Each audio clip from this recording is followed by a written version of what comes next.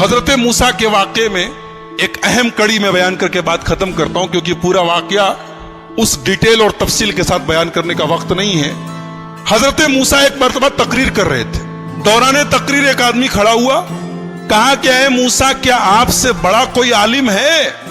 موسیٰ علیہ السلام نے کہا نہیں، مجھ سے بڑا کوئی عالم نہیں، اس وقت دنیا میں سب سے بڑا عالم میں ہوں۔ اور حقیقت میں موسیٰ علیہ السلام سب سے بڑے عالم تھے، مگر اللہ تعالیٰ کو موسیٰ کی یہ بات پسند نہیں آئی۔ یہ عالم کی شان نہیں ہے کہ سب سے بڑا اپنے آپ کو سمجھے۔ موسیٰ علیہ السلام کا یہ جملہ اللہ کو پسند نہیں آیا۔ اللہ نے کہا اے موسیٰ، ہمارا ایک بندہ ہے، اس کے پاس تم جاؤ، اس کے پاس وہ علم ہے جو تمہارے پاس نہیں۔ موسیٰ علیہ السلام نے کہا اچھا، اس کے پاس وہ علم ہے جو میرے پاس نہیں ہے، ٹھیک ہے، میں جاتا ہوں اس کے پاس، سیکھتا ہوں اس سے۔ کہاں ملے گا وہ؟ اللہ نے کہا وہ تمہیں ملے گا مجمع البحرین پر، جہاں دونوں دریا آپس میں ملتے ہیں، وہاں چلے جاؤ، وہاں تمہیں وہ آدمی ملے گا۔ چنانچہ حضرت موسیٰ علیہ السلام نے اپنے ساتھی حضرت یوشع ابن نون کو لیا اور پہنچے وہاں پر۔ وہاں پہ حضرت خضر سے ملاقات ہوئی۔ حضرت خضر کون تھے؟ صحیح بات یہ ہے کہ یہ اللہ کے نبی تھے، اور اللہ تعالیٰ نے ان کو ایک مخصوص علم دیا تھا کہ جب کوئی انسیڈنٹ ہوتا تھا، کوئی واقعہ ہوتا تھا، تو اس واقعے کے پیچھے کیا ہونے والا ہے، اس کا انجام کیا ہونے والا ہے، وہ بھی اللہ ان کو بتا دیتا تھا۔ تو جب حضرت موسیٰ پہنچے ان کے پاس تو بڑے ادب سے کہا کہ حضرت میں آپ کے پاس آیا ہوں، آپ سے کچھ سیکھنا چاہتا ہوں، کہ آپ مجھے اجازت دیتے ہیں میں آپ کے ساتھ تھوڑا وقت گزار سکتا ہوں؟ حضرت خضر نے کہا کہ دیکھو میرے ساتھ تم وقت گزار نہیں پاؤ گے، اس لیے کہ میں بہت سا کام ایسا کروں گا جو تمہیں سمجھ میں نہیں آئے گا، اور تمہیں سمجھ میں نہیں آئے گا تم پوچھو گے، تم برداشت نہیں کرو گے، پوچھو گے، اور میرے ساتھ تم کوئی بات پوچھو گے تو میں تمہیں اپنے ساتھ رکھ نہیں سکتا۔ حضرت موسیٰ نے کہا گھبرائیے نہیں، میں کچھ پوچھوں گا نہیں آپ سے، آپ اپنا کام کیجئے، میں بس دیکھتا رہوں گا چپ چاپ۔ کہا ٹھیک ہے چلو۔ دونوں چلے، دریا میں کشتی جا رہی تھی، دونوں کشتی پر بیٹھے۔ کشتی پر جیسے بیٹھے، حضرت خضر نے ہتھوڑی نکالی اور تختی کا ایک تختہ توڑ کے نکالنے لگے۔ حضرت موسیٰ نے کہا کیا کر رہے ہیں آپ؟ ارے کشتی ڈوب جائے گی، سب مر جائیں گے، سب کو ڈبونا ہے کیا؟ کہا میں بولا تھا کہ تم صبر نہیں کر پاؤ گے، تم برداشت نہیں کر پاؤ گے، بولو گے ضرور۔ کہا کہ اچھا معاف کیجئے میں بھول گیا تھا، اب کچھ نہیں پوچھوں گا، اب آپ جو کرنا ہو کیجئے، میں کچھ پوچھوں گا نہیں۔ اور آگے بڑھے، کشتی سے اترے، ایک گاؤں میں پہنچے۔ گاؤں میں 15 سال کا 16 سال کا ایک لڑکا تھا، اچھا خاصا ٹہل رہا تھا۔ اس کو حضرت خضر نے پکڑا، اس کی گردن گما دی، مر گیا وہ، وہیں پہ مر گیا وہ۔ کہا ارے اقتلت نفسا زکیۃ بغیر نفس، ایک معصوم بچے کو مار ڈالا آپ نے؟ قال الم اقل لک انک لن تستطیع معی صبرا، کہا کہ میں جانتا تو تم صبر نہیں کر پاؤ گے میرے ساتھ، تم برداشت نہیں کر پاؤ گے۔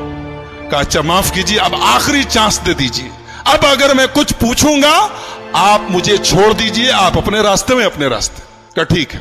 آگے پہنچے، ایک گاؤں میں گئے، ایک بستی میں گئے، دونوں بھوکے پیاسے تھے۔ جب بستی میں پہنچے تو وہ بستی جو تھی وہ کنجوسوں کی، بخیلوں کی بستی تھی۔ یہ دونوں پہنچے، بولے ہمیں بھوک لگی ہے، کچھ کھانے کو ملے گا کیا؟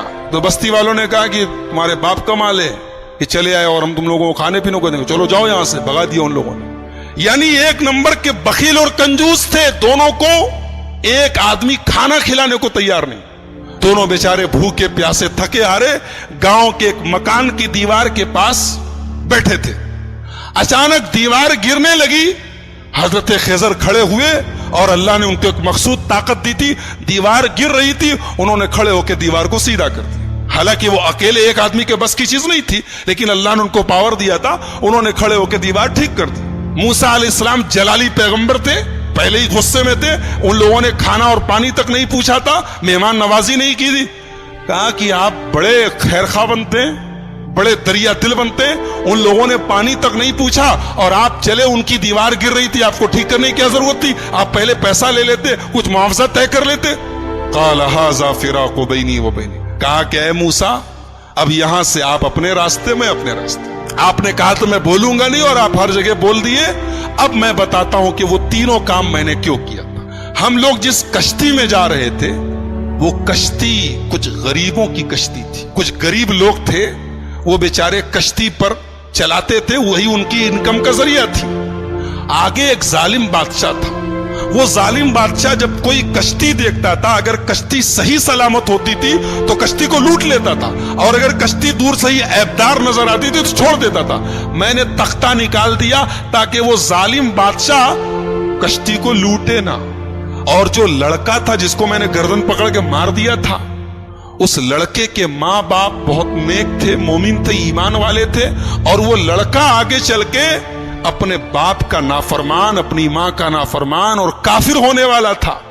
تو میں نے اللہ کے حکم سے اس کو ختم کر دیا، اور اللہ اس بچے کے بدلے ان کو ایک نیک بچہ دے گا جو ان کی آگے چل کے ایمان والا بنے گا اور ان کی خدمت کرے گا۔ اور جو دیوار میں نے ٹھیک کر دی تھی، وہ دراصل جس مکان کی دیوار تھی وہ مکان 2 یتیم بچوں کا تھا۔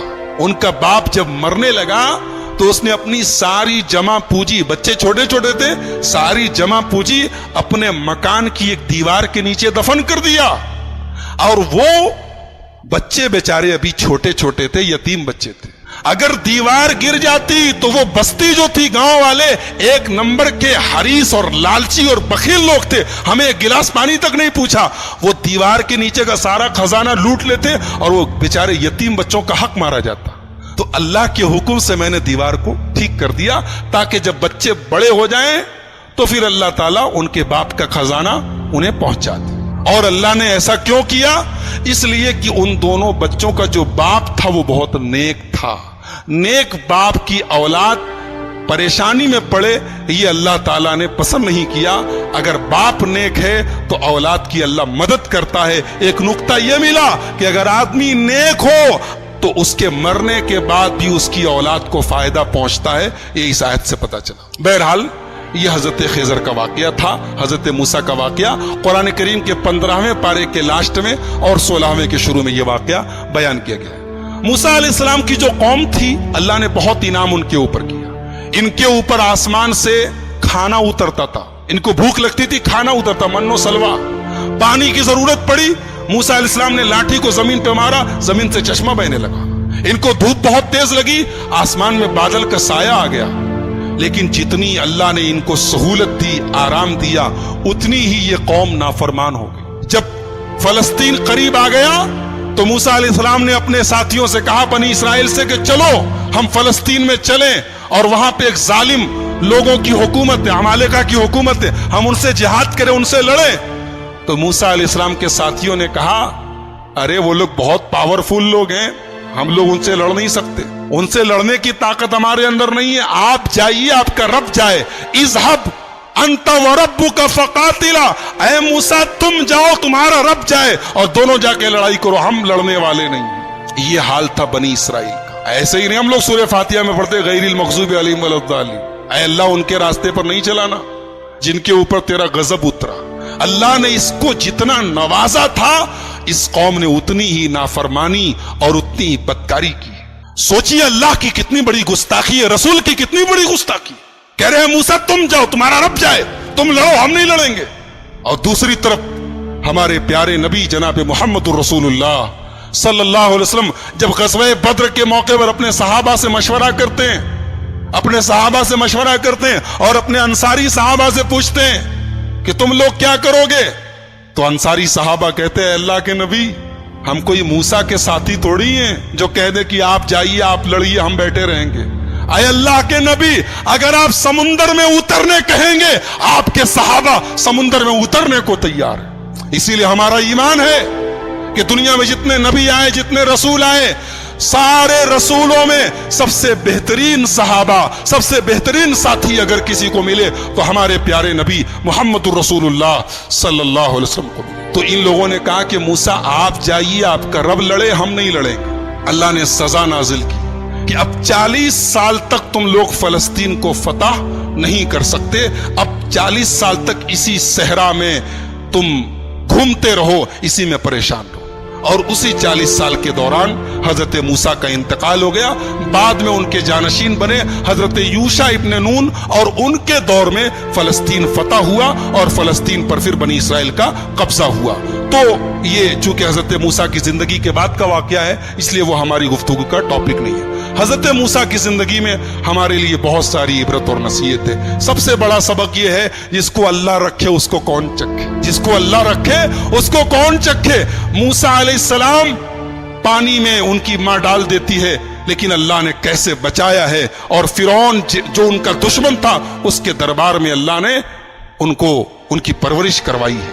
اور پھر اللہ نے اس موقع پر جب موسیٰ کی پوری قوم, موسیٰ علیہ السلام کی پوری قوم کہتی ہے کہ ہم پکڑ لیے جائیں گے, گرفتار ہو جائیں گے, لیکن حضرت موسیٰ نے اللہ کی ذات پر ایسا بھروسہ اور یقین رکھا کہ اللہ نے ان کے بھروسے کی لاج رکھی اور سمندر کے اندر, دریا کے اندر راستہ بنا دیا. تو میرے بھائیوں, بہت سارے سبق ہیں, بہت ساری عبرتیں ہیں, نصیحتیں ہیں. آئیے ہم اللہ سے دعا کریں اللہ تعالیٰ اس جلیل القدر پیغمبر کی سیرت کو ہم سب کو سمجھنے کی اور اس سے جو عبرتیں نصیحتیں حاصل ہو رہی ہیں انہیں اپنانے کی توفیق عطا فرمائے. رب العالمین ہمیں نبیوں کے واقعات کو پڑھنے اور سننے کی توفیق عطا فرمائے. رب العالمین ہماری اصلاح فرمائے. رب العالمین آج کے ہمارے جمع ہونے کو قبول فرمائے. کہنے اور سننے سے زیادہ عمل کی توفیق عطا فرمائے. جب تک ہم دنیا میں زندہ رہیں اسلام پر زندہ رہیں اور خاتمہ ہمارا ایمان پر ہو.